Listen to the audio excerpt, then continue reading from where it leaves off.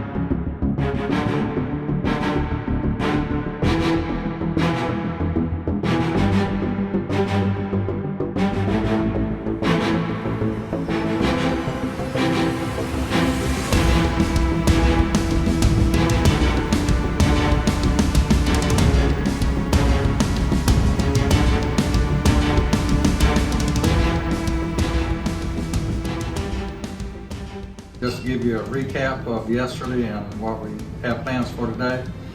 We had a tornado hit before daylight at Brooksville on 905 and 57, pretty close to Bell and Bell. Also a tornado or straight line winds in Bucksport in the Gilbert Crossroad area.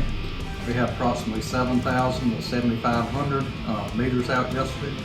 Our men worked that down to about 230 meters by 3:30. Until the winds got too high to safely work a bucket. At that time we stopped all bucket work and had the men patrol the lines to survey the work necessary for today. We have around 40 crews out in the field now with 300 personnel working the outage today. We don't know what we'll face until we get into the fields to assess the damage, but we feel like we'll have everything restored by Saturday, Sunday at the latest.